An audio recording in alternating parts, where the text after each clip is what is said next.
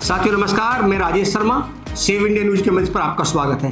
2027 विधानसभा की तैयारी इस समय जोरों पर है। सभी विधानसभाओं में अलग अलग राजनीतिक दल के लोग प्रचार प्रसार करने का अलग अलग तरीका ढूंढ रहे हैं, क्योंकि बरसात का मौसम है और अब आम का सीजन भी है। तो आम का सीजन, आम की दावतों का दौर लगातार पूरे प्रदेश में चल रहा है। और चूंकि दावत का दौर होता है, लेकिन जब दावत के लोग जाते हैं, वहाँ पॉलिटिकल लोग जाते हैं, सियासी लोग जाते हैं, तो सियासत भी होती है, सियासत की बात भी होती है। मैं बात कर रहा हूँ सरदना विधानसभा की, क्योंकि सरदना विधानसभा, अगर मैं पश्चिम उत्तर प्रदेश की बात करूँ तो इस समय सबसे हॉट है।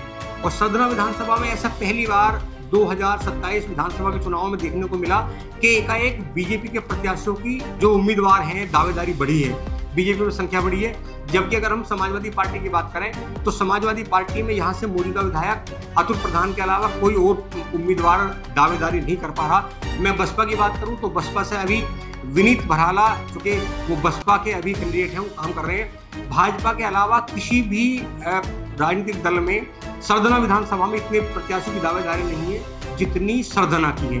सरदना में एक और एंट्री हुई है, विश्व हिंदू परिषद और बजरंग दल के नेता हैं मिलन सोम। कल मिलन सोम के द्वारा सरदना दोराला रोड पर बेगमाबाद बाग में एक आम की दावत कराई जाती है, जिसमें सियासी लोग पहुंचते हैं चीफ गेस्ट के रूप में। मुजफ्फरनगर लोकसभा से 2 बार सांसद और केंद्रीय मंत्री रहे डॉक्टर संजीव बालियान वहां चीफ गेस्ट के रूप में पहुंचते हैं। इसके अलावा वे तमाम उम्मीदवार जो दावेदारी कर रहे हैं वो सब भी उस दावत में पहुंचते हैं और एकाएक वहाँ चर्चाओं का बाजार गर्म होता है। अलग अलग जो दावेदार हैं वो भी वहां पहुंचे। पूर्व विधायक संगी सोम बाहर थे, वो वहां नहीं जा पाए। इसके अलावा अगर हम आशीष प्रताप सिंह की बात करूं तो वो भी दावेदारी कर रहे हैं, वो भी इस प्रोग्राम में गए थे। पूर्व जिला अध्यक्ष शिव कुमार राणा की बात करें, वो भी इस प्रोग्राम में थे। ठाकुर यशपाल सिंह सुप्रीम कोर्ट के एडवोकेट हैं, वो 2022 में भी दावेदारी कर रहे थे, लेकिन टिकट नहीं मिला, वो इस बार वो भी दावत में मौजूद थे। तो सभी जो दावेदार हैं वो सब उसमें मौजूद थे। मेरठ के पूर्व जिला पंचायत अध्यक्ष रहे मनिंदर पाल सिंह वहाँ मौजूद थे।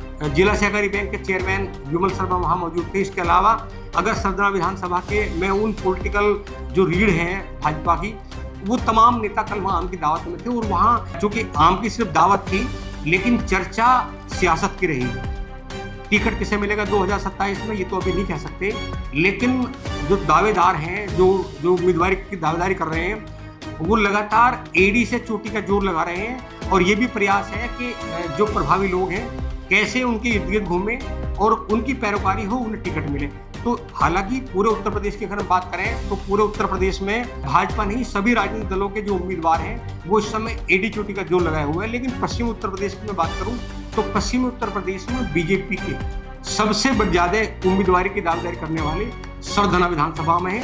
सरदना विधानसभा इसलिए भी हॉट है क्योंकि पूर्व विधायक ठाकुर संगी सोम और वर्तमान विधायक अतुल प्रधान, ये इन दोनों की अगर बात करें तो इस समय प्रचार प्रसार सरदना विधानसभा में जोरों पर है। एक सम्मेलन संगी सोम करते हैं तो दूसरा सम्मेलन वर्तमान विधायक अतुल प्रधान करते हैं। तो लगातार सरदना विधानसभा पिछले अगर 8 महीने की बात करूँ तो पिछले 8 महीने से पूरी हॉट है। अब देखना होगा कि 2027 के विधानसभा चुनाव में कौन टिकट पाएगा और जनता का समर्थन किसे मिलेगा। तो आप लगातार बने रहिए सेव इंडिया न्यूज के साथ। नमस्कार।